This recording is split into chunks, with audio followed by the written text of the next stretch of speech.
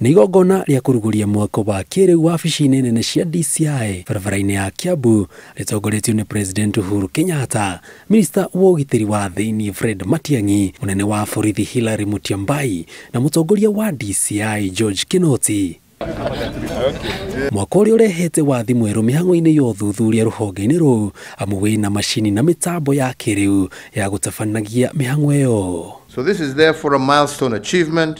Through the ultra-modern facility, our shared commitment to unraveling capital offenses such as murder and robbery with violence and combating emerging and transnational organized crimes such as terrorism, drug trafficking, illicit arms trade, counterfeiting, smuggling, and offenses against wildlife also gets a monumental boost today. The security sector people in this room know where we have come from.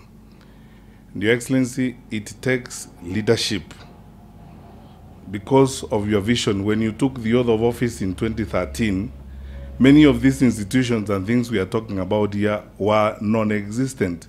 Some of them people had not even thought about them. On behalf of my colleagues, the entire National Police, thank you and may God bless you. Today, we join the rest of Kenyans in celebrating a milestone.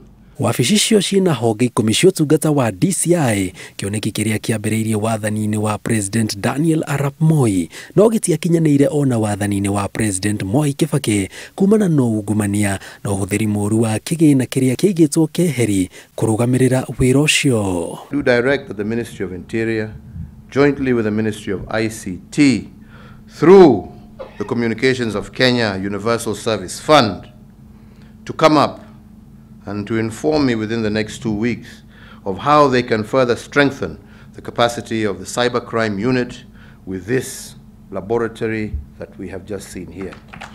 Kũringana na Minister wa ũgitĩri wa thĩinĩ Fred Matiang'i, thabarĩ cia gũtwaraga ithimi irabatara ũthuthuria wa gĩ-science nja wa bũrũri nĩ igũthira amu gũtirarĩ na macini cia gũtabania mĩhang'o ĩyo bũrũri-inĩ na kaingĩ nĩ rĩrĩa iratwaragwo bũrũri wa South Africa, DCI makĩenjera wĩira wa kũigana macira-inĩ matiganĩte.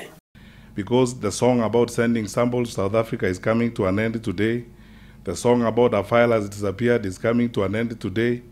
And the fact that we are seeing Kenyans in all the stations we have gone to this morning, Your Excellency, there isn't a single one of them that is manned by someone who's not a Kenyan citizen. The fraternity of the National Police Service, you have made us proud. You have taken us to another level of our capacity in investigations that will go beyond the borders of this country.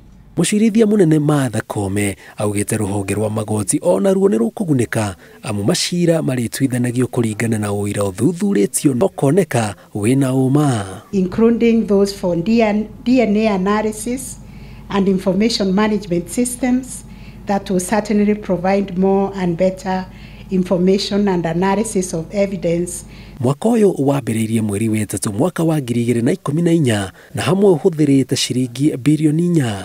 Kũringana na President Uhuru Kenyatta, rĩrĩ nĩ ikinya rĩa bata bũrũri wa Kenya warĩkia gũtacũkia amu kũhingũrwo kwa laboratory ici gũkorwo kũrĩ ũteithio mũnene harĩ kũgacĩrithia ũgitĩri bũrũri-inĩ kũrĩ rũhonge rwa gwĩka ũthuthuria wa ciĩko cia ũmaramari oro ũndũ ũmwe na rũhonge rwa magoti amu cira ũtatuithĩtio ũrĩkoragwo wĩkĩtwo thuthuria na ũma ũkoneka.